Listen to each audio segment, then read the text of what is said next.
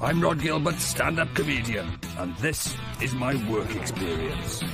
And this week, I'm airline cabin crew. In a few days, I'd be overpowering passengers with a heady mix of eau de toilette and dazzling teeth as part of a real live British Airways cabin crew.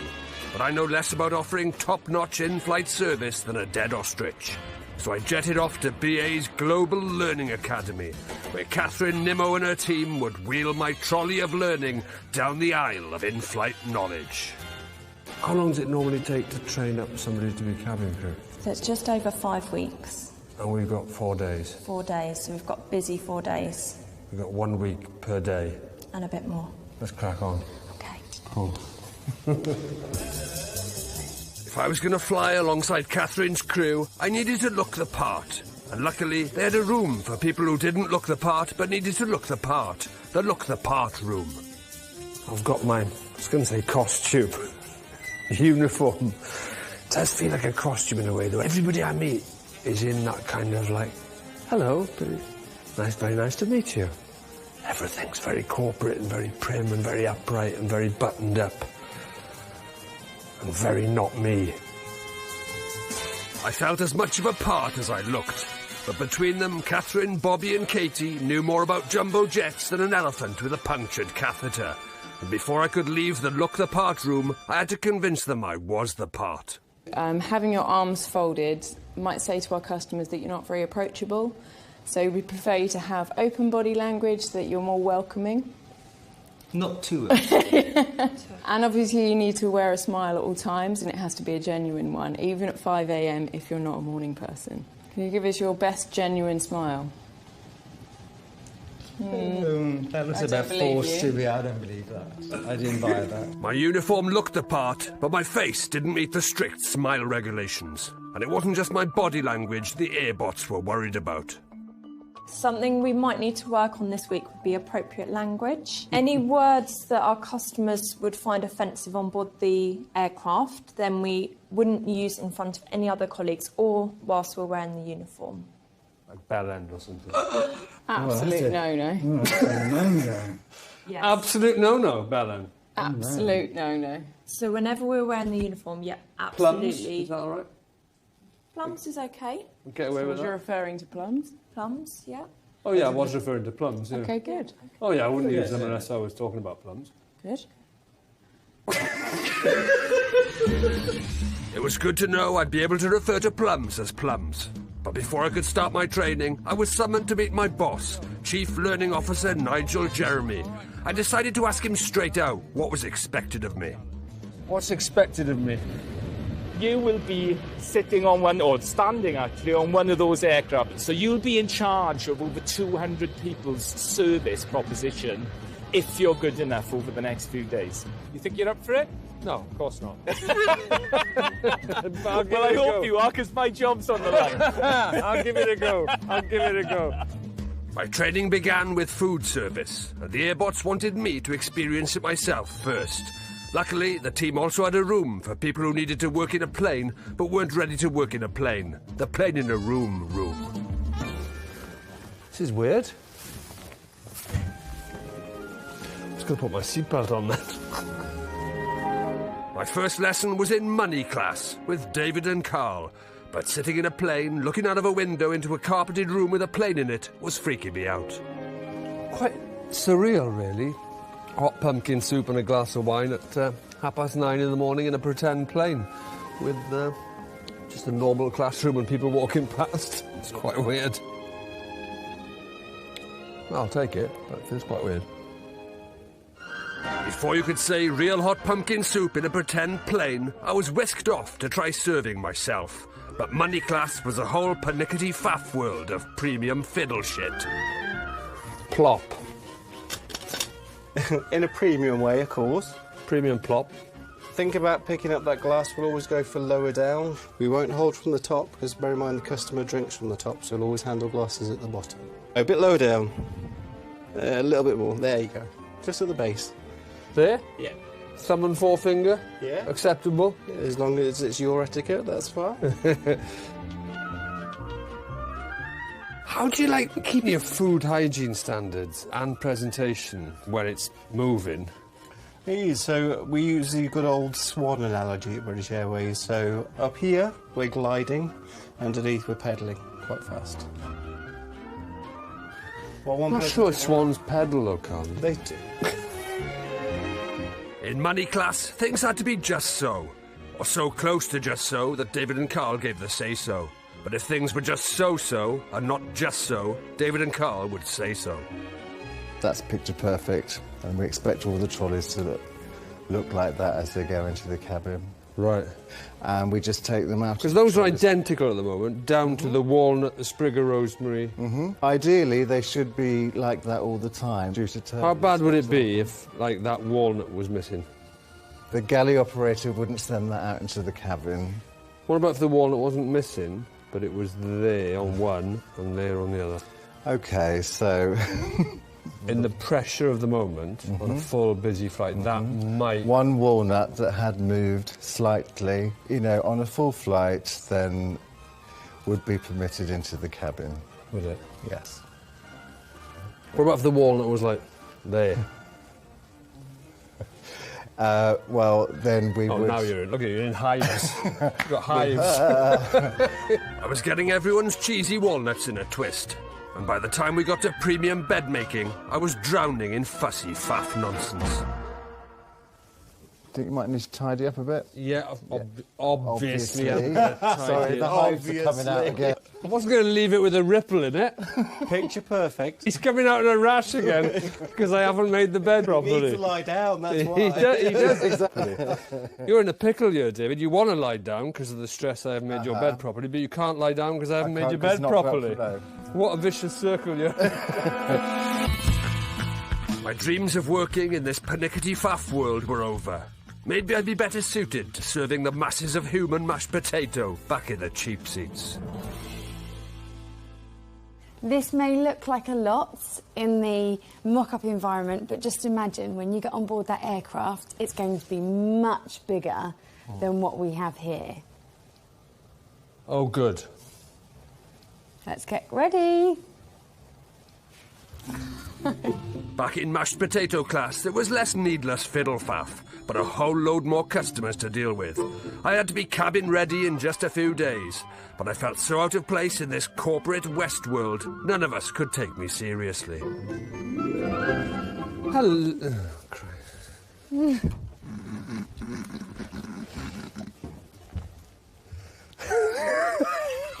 Look at me like that. Oh, it's Bobby. Bobby? Because I knew he was going to laugh. I knew he was going to laugh. Hello. Hello. God, I sound stressed now. What have you got for us? Oh, yes. Sorry, I was waiting for my cue from you. Would you like a hot towel? Ow, this is really hot. You really burnt me. What have you used? No. Don't lie.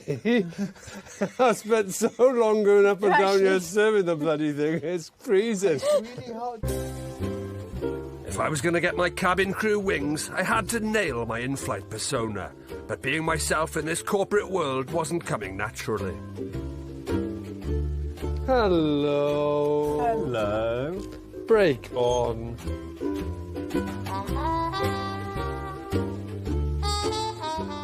Ding. It's dinner time. Might we put the armrest table? I'm not sure where my tray table is. Could you show me? Oh, it is. That's it where is it is under there somewhere. I left that. I have a touch of arthritis. Would you be able to take it out? Oh, I'll you hold would, on. wouldn't you? Oh, yes. Don't worry about my arthritis. Riddled though I am, sir. I must say, well, compliment you on your fine choices. Wow. Have you had this tea? Oh, yes, sir, of course. You definitely recommend this? I can definitely, if you like steak, sir, of course I would recommend it. If you don't like steak, it's a terrible choice. Thank you. And there we go. If I could give you that. That's the Aberdeen Angus beef with mashed potato. And here's another. Do enjoy your meal, sir. I will. Ding! Customer experience over. Next customer. Ding! So, Rod, you're Yes? doing very, very well, but top tip for you, consider your interactions with the customers. So, tone and how we talk to the customers is very, very important. Yes, I'm struggling with tone, aren't I, Mum? We keep it professional, but please be yourself, OK? Relax. Very, Yes, very I think well. it's a Just relaxation issue. Is it a relaxation issue? On top of my relaxation issues, I was having remembering issues too. Luckily, Laura had a foolproof system to help make sure I didn't forget a thing. We have a rule. Right. So we always have our tea on the left and our coffee on the right. And the way to remember that is Tom Cruise. So any single time you look at a bev maker or you look Does at he a always keep trolley- his tea on the left and his coffee on the right? Apparently so, yeah. This is Tom and this is Cruise. Right. You're never allowed to put this pot onto this tray and let go. So this will always have to stay in separate hands. How am I going to remember that now? Never, ever, ever put that pot on that tray and let go. Oh, I'll have to think about something. Never tip a top a bottle? On that note, never took a I felt like a sea lion trying to climb into a bird box. But when it came to my feedback, the crew seemed to think I was doing quite well. OK, well done, Rod. That was a really fantastic first attempt at this service. Was it? How did you find it? I think it was okay. So next time you do this, you're going to be on board one of our real aircrafts. You're going to be in front of our real customers serving this product. How do you feel? Terrified. Good. Good. Is that how I'm supposed to feel, is it? Before I could DTO-BRAIFORC, do this on board a real aircraft in front of real customers, I had to move on to the next stage of my training. S. Safety.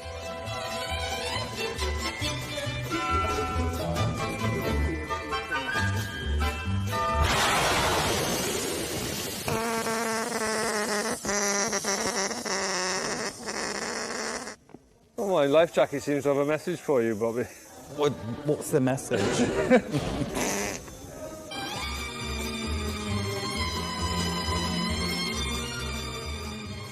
It seems such an odd idea to be doing something that seems so much fun when the only reason you'd be doing this is because your worst nightmare has happened. Funny old game, isn't it?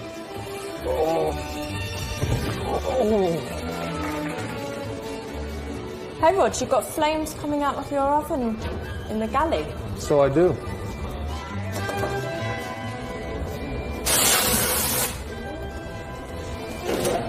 Well, that seems to have done the trick. And what have you got in your oven?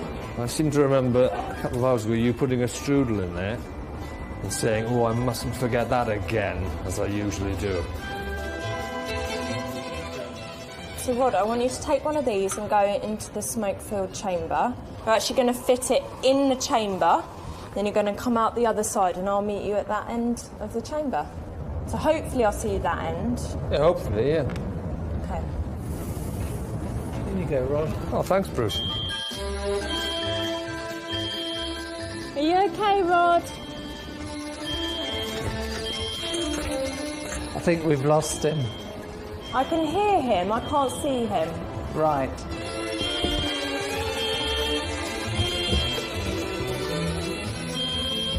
I'm in the toilet!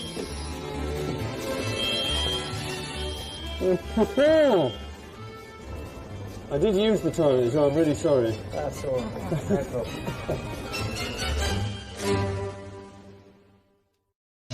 There's so much to learn, I was starting to get DBT, deep brain thrombosis.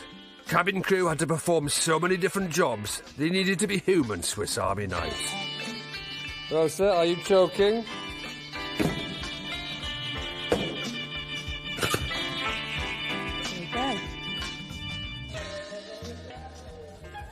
If somebody gets ill in first class, is the service a bit better? No. All the crew are trained exactly the same. You'd put a bit more effort into the compressions if they're in first, wouldn't you? Every customer will be treated exactly the same. There you all go. the same. You've heard it here. That was really well done to do the full 2 minutes. How do you feel? It's tricky, even with no distractions.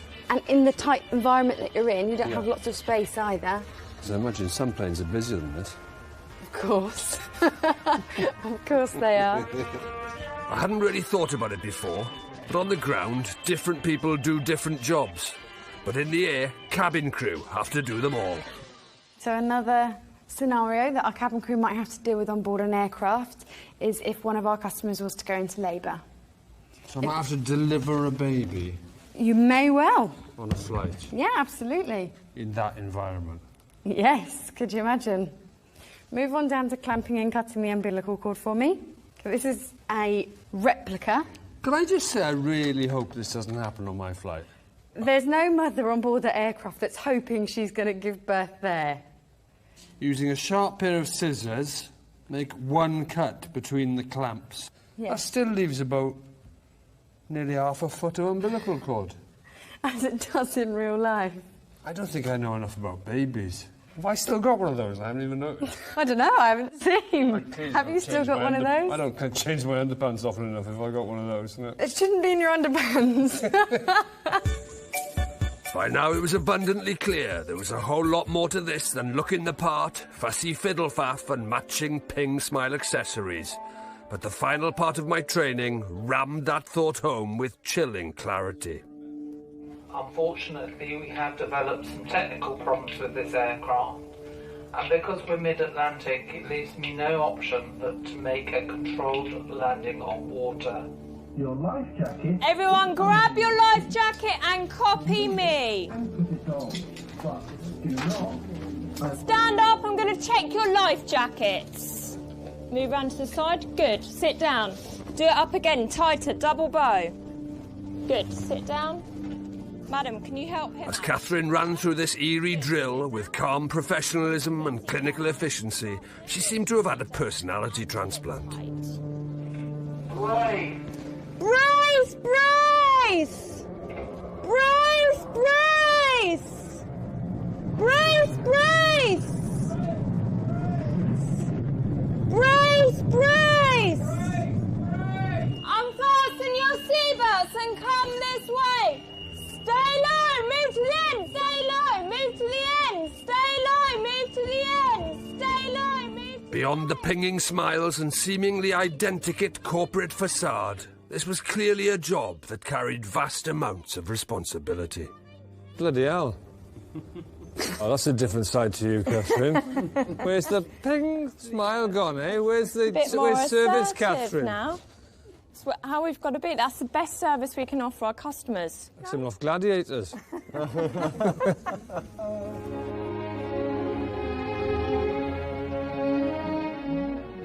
I think I get it. I think I've finally understood all the pernicketyness and the meticulousness, all the stuff I thought was kind of corporate bullshit.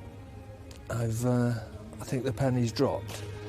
Remove your life jackets and copy me! Stand up, do it again. Do that again for me.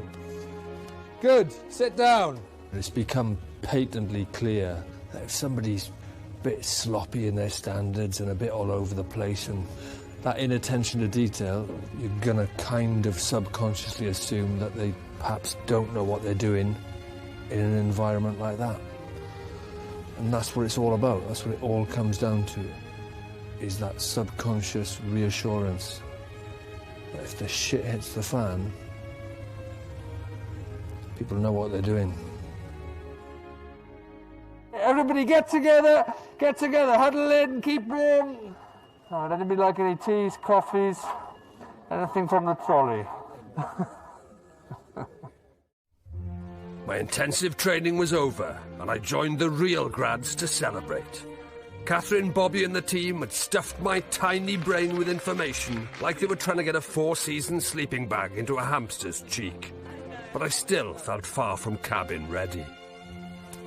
Rod, I think you've worked really, really hard. And congratulations and well done. Thank you very much. Well done, Rod. How's the smile coming on? Smile is, I've been working on it. I was up all last night working on it. This Good. is what I've got so far. Okay. See, that's good. Oh yeah, but that was a real one. Well, that's what we want you to do. Real ones all the time. Yeah, but you want real ones off the cuff. There you go. We did it. Can you do it? Can't do that. This is my natural default position. Is this? Yeah, maybe I'll relax more once I get into it.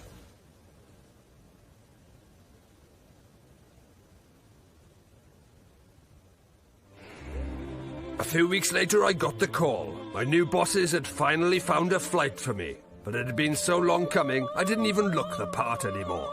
Unless the part was Robinson Crusoe. So this is it, the big day, my maiden voyage. Unfortunately, it's London Heathrow to New York. Just the thought of it is, at best, exhausting, at worst, terrifying. Never mind. The day started with a briefing from the captain and a chance to meet the cabin crew I'd be desperately flailing alongside. Flight time today is just over 7 hours, so it's a little bit... Oh, God. 7 hours. But my spirits were lifted when cabin supervisor Sue awarded me the much-coveted honorary silver gilet, which let passengers know that in an emergency, I'd be shit all use to anyone. Any last words from Rod? Having seen the training and seen the level of attention to detail, I feel like, even if I don't, you guys know what you're doing, so we'll be all right. Between us, we've probably got about 200 years experience. Somebody's got a lot of training.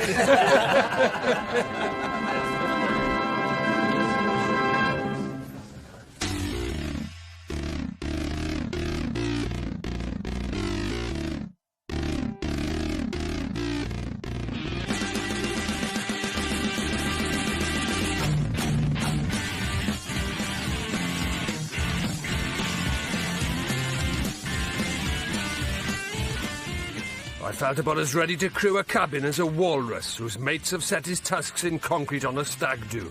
But I steeled myself for my first big challenge, greeting customers. But Sue had noticed that my face was off-brand. I can't do the smile. Honestly, I can't smile and do it and check the details and say enjoy your flight. You're a man, you can multitask. I can't. I know you can. I can't. While the rest of the crew's smiling faces said welcome aboard, my resting grump face said piss off. And wrestling my grouchy grimace into something more welcoming wasn't working. I find it difficult to do the smile without the bing. Bing. See? Bing.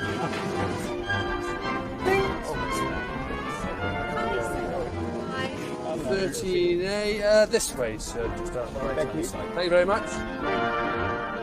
I was still pinging like a horny submarine, but I felt I was starting to get the hang of things. What? Do you know what? I've gone from standing here just going, this is chaos and cars, I can't do anything, to I'm starting to interact, starting to look at it, starting to know the plane a bit. All I've got to do now is smile without going bing. I'm better when people count. Can you count me in for the smile? So 3, 2, 1, I smile. Try it now. 1, 2, 1, 3. Hello. You've got to maintain it. Oh, sorry. Okay. All down to you. Is that too brief? Together. You've got to do a 5-second smile. 3, 2, 1. All right. And we're out. My smile was a national embarrassment. A fleeting semi-greeting that stayed but a moment on my lips, but a lifetime in customers' disgusted memories. But Sue agreed to let me fly. Ladies and gentlemen, my name is Rod Gilbert, and I'm looking forward to looking after you on your flight to Newark today. If there is anything I can do to make your journey more comfortable, please do let me know. Thank you.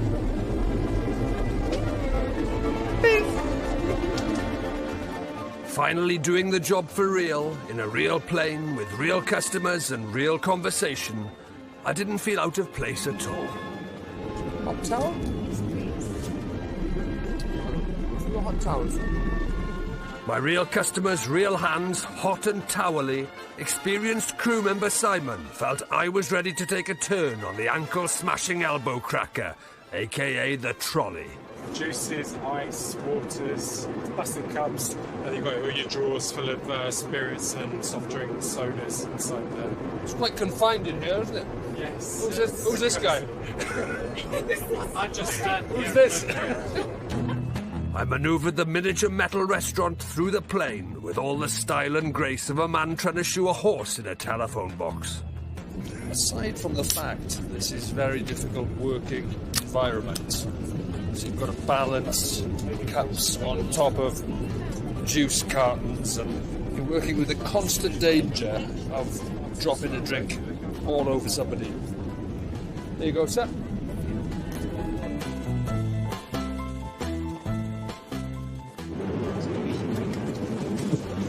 I've lost a salad.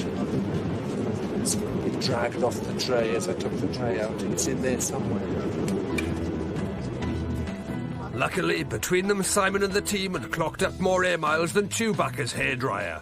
And unlike me, they glided skillfully through the cramped aisles of this higgledy-piggle world. Just going to take this ice through to World Traveller Plus. All right, we can take it up on the trolley with us. I'll take it on the Two trolley with jobs us. at once, there you go. You are a multitasker soup. People's whims are just bang, bang, bang, whim, sorted, aren't you? Absolutely. You're the whim slayer. Keep walking. Ice, lady. Thank you very much. The shrunken workplace was as frustrating as it was tiring, but I was finding the whole whim-slaying thing really satisfying. How is the vegetarian meal? Very nice, thank you. Awfully sorry we don't have any mustard. Can I get you anything else to compensate? Sure. Maybe it shouldn't have been a surprise in a plane, but time had flown. And as we served our last few meals and got closer to New York, I was a bit gutted. I'd loved every second of the varied work, and it had been over all too quickly. What is it about human beings that they enjoy something like this? Don't tell me you're enjoying it. I am. No, it's really, really hard work. There's just something satisfying about it. I'll ask you when we land. We'll see how satisfied. How long have we got to go? We're nearly there, aren't we? How many more hours have we got to go? Another 5? Not 5 hours. Oh, off. I was really enjoying it. We're only 2 hours in. I thought I was wrapping up. That was my wrapping up speech. I've really enjoyed it. Thanks very much. And again. I was going to get out. How we go again? Come on. Not again. I'm not enjoying it that much. Any more drinks that you needed? Oh, God. We were less than halfway through when I was absolutely shagged. All I could do was limp on and try to find little ways to make the job easier. Do you want to pour tea or do you want to pour coffee? A lot more people go for coffee, I imagine, so I'm going to go for tea. Yes.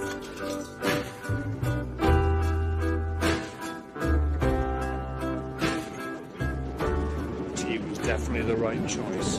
Nobody wants tea. I'm even the way I'm offering it isn't selling it, so I'm going for tea. Whim after whim after whim. The endless work rumbled on. Like a footballer trying to photocopy his arse on a ceramic hob, I was in trouble. Absolutely relentless. It's hot, stuffy. It's just a memory test of who wants what.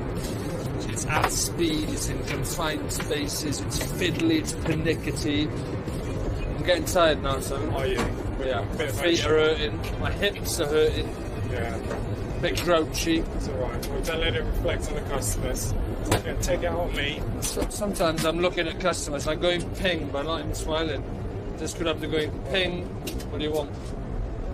Okay, another hour, I'm not even be going ping. Power through, come on. I hadn't looked or felt the part for hours, so the Whimslayer showed me where the tired things go. A secret world of aching limbs and fading smiles recharging. Wow.